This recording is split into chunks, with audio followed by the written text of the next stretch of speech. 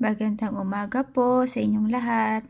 Ayan, time check po. Mag-11 o'clock na po ng umaga dito sa Netherlands. Ayan po, meron po tayong snow today. Actually, almost 1 hour na tong nag-i-snow. Pero, ayan, hindi masyadong nag-i-stay yung snow dito sa ating mga plants.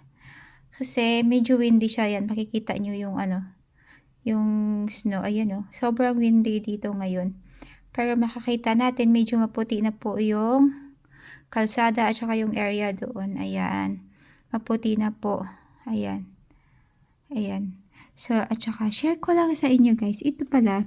Itong Christmas tree na nandito sa aming harapan. Ayan. Sa harap ng garden namin sa gitna. Ito yung Christmas tree namin na ginamit this Christmas. And then, buhay po ito. Binili namin siya kasi sabi ko kay Elko, gusto ko talagang na-experience yung, or makakita ng totoong Christmas tree kung saan ako magde-decorate. So, yan. Dito yan siya sa loob. Tapos, sabi ni Elko, pwede na natin siyang ilabas at i-plant. So, there. So, next year, dyan na ako magde-decorate. Talagyan ko yan ng mga Christmas ball at saka Christmas light. Ayan. Ayan. Medyo lumalakas yung snow, pero malakas yung wind. So, ganito dito guys sa Netherlands. Napaka-unpredictable talaga ng weather. Pwede tayong magkaroon ng mini season or like 4 na season sa isang araw. Mamayang pwede ngayon nag-i-snow. Tapos mamaya pwedeng may ulan. Tapos sa hapon pwede namang may araw na din. Ayan, ganito po sa Netherlands. Actually, hindi po nakaka-predict sa weather forecast last night na mag-i-snow po today. Pero as we can see, ayan, may snow po tayo today. Medyo maputi na po yun doon banda sa tapat namin. Ayan. Tsaka medyo malalaki yung snow ngayon, yung snowflakes ngayon, unlike nung last na nag-snow na sobrang saglit lang din po yun. Ayan. At saka guys, share ko lang pala sa inyo. Ngayong umaga kasi, meron akong appointment sa aking doctor through phone call. Natutuwa lang ako guys kasi actually yung appointment ko kasi regarding po yun sa blood test ko sa aking thyroid. Dahil kailangan i-monitor yung aking thyroid hormone every month.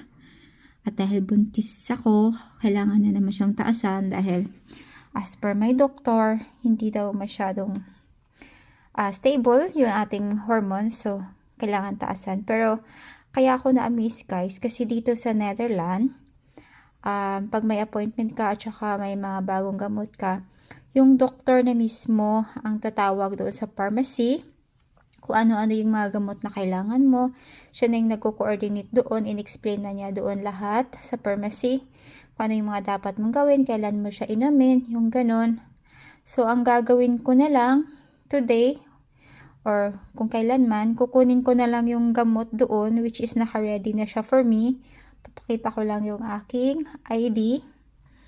At saka, pwede ko nang pick upin yung aking gamot. So, dito sa Netherlands, hindi talaga tayo pwede basta-basta iinom lang ng gamot ng walang prescription. Unlike dyan sa Pilipinas na minsan, pwede natin siyang, bibili lang tayo. Ganon. Especially yung mga importanteng mga gamot. Like maintenance, ganun. So, ayan guys, sabi ko sa inyo, diba, napaka-unpredictable yung weather. So, ayan, yung sun natin, ayan, makikita natin almost coming out na siya. May snow, tapos may sun. So, feeling ko, hindi talaga magtatagal tong snow. Sana hindi, kasi ayoko ng snow. Dati gusto ko, parang gusto ko ma-experience yung lumabas habang nag-i-snow at mafe-feel ko yung snowflakes sa aking kamay. Pero ngayon na nandito na ako, tapos alam ko malamig sa labas, so ayoko. So yun, feeling ko hindi ito magtatagal kasi yung sun, palabas na yung sun. Yun. So, ayun lang guys. Yun lang po ang gusto kong i-share sa inyo ngayong araw. At saka, God bless po. God bless everyone. At lagi po nating tatandaan, God is good. Have faith and be kind. Ayan, may sana po tayo. Bye!